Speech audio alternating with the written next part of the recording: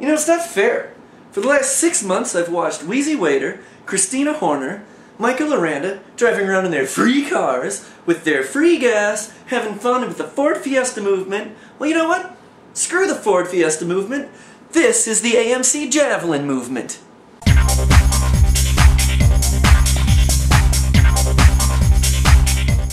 The AMC Javelin. For those of you who don't know what AMC is, here's a quick history. American Motors was the last independent company to survive in the United States until 1988, when Chrysler bought the company to get control of the Jeep line. American Motors were the makers of some of the most interesting and perhaps some of the most unusual cars, taking what they considered to be innovating ideas and sort of just, throwing them out there. Usually to poor sales. But nonetheless, I fell in love with the Javelin the moment I set eyes on it. With that being said, I couldn't wait until the Javelin movement began. Admittedly, I did have to actually purchase the car, and the gasoline. A lot of gasoline. But nonetheless, I am still extremely excited about the project. And what better way to start the Javelin movement missions than with a good old-fashioned car show? Not just any car show, but an AMC car show. First though, let's check out some of the features the Javelin had to offer. Alright, let's try the voice activation. Windows down. Windows down.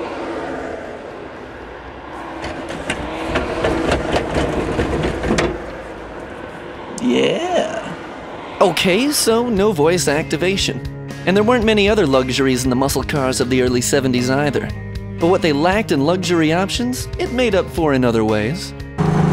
Okay, admittedly, it's not the quietest car in the world.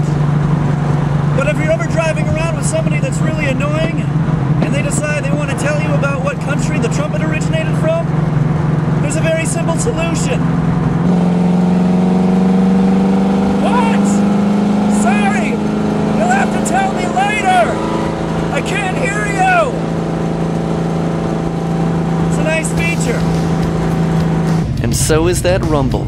If there's one thing a motorhead of the muscle car era loves, it's the sound of the pipes under the car, rumbling like a thunderstorm is gracefully driving by. Ooh, deep.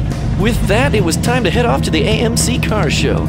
Ooh, but first it looks like we're gonna need to stop for some gas. Apparently a few times. Oh dear. 30 miles and about 12 fuel stops later, I was at the AMC car show, and what a sight. There were Hornets and Pacers and even a Jeep. There were Gremlins, AMXs. This show was sweet! But none were greater than the Javelin that day, so I asked Andy Ray what he had to say. Andy Ray, what is your favorite part about the AMC Javelin movement? Well, I'm gonna have to say, hot chicks with boobs a-poppin'.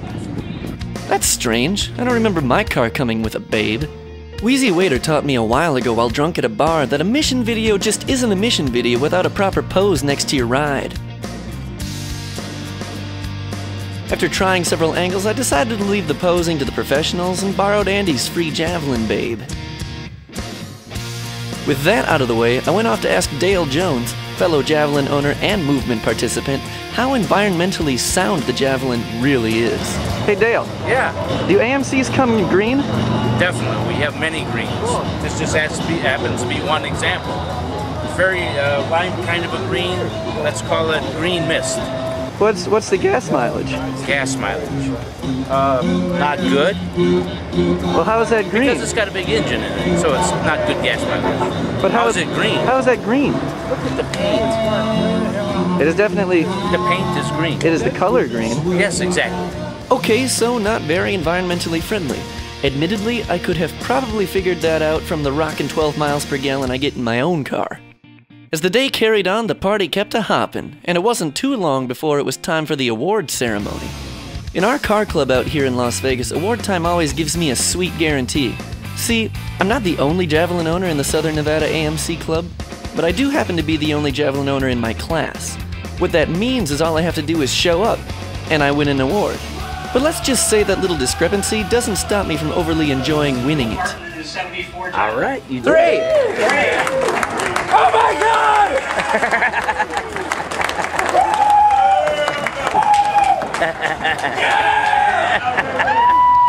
TV!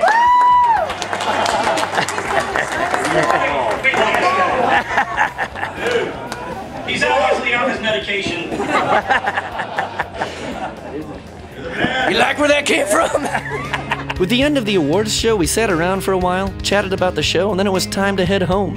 It was a very exciting day, and what brought that day together was a very unique thing.